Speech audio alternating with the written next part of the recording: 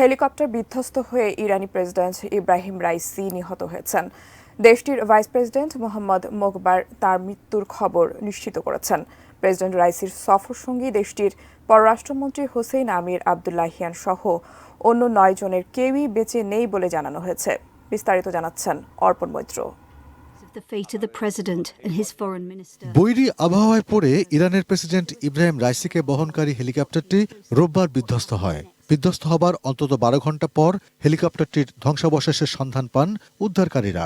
বিধ্বস্ত হবার পর আগুন ধরে সেটি সম্পূর্ণ ভস্মীভূত হয়।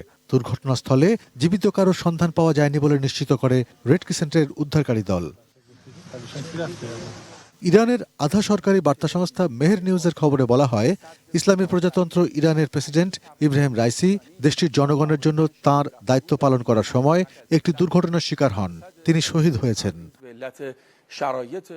রাইসিকে বহনকারী হেলিকপ্টারটি রোববার ইরানের পূর্ব আজারবাইজান প্রদেশের জোলফা এলাকার কাছে দুর্ঘটনার শিকার হয়। একই হেলিকপ্টারে দেশটির পররাষ্ট্রমন্ত্রী হোসাইন আমির আবদুল্লাহিয়ান সহ কয়েকজন জ্যেষ্ঠ কর্মকর্তা ছিলেন। ইরানের সংবিধান অনুযায়ী এখন প্রেসিডেন্টের পদে বসবেন বর্তমান প্রথম ভাইস প্রেসিডেন্ট মোহাম্মদ মোকবার। তবে এক্ষেত্রে দেশটির সর্বোচ্চ নেতার অনুমোদনের প্রয়োজন পড়বে। ইরানে রাষ্ট্রের প্রধান হিসেবে ভূমিকা পালন করেন সর্বোচ্চ নেতা আয়াতুল্লাহ আলী খোমেনি। এর পরের ক্ষমতা প্রেসিডেন্টের। তাকে সরকারের প্রধান হিসেবে বিবেচনা করা হয়।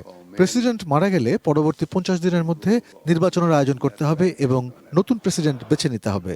মুতমাইন বসেন। Arpan Maitra, desk report, ATN news.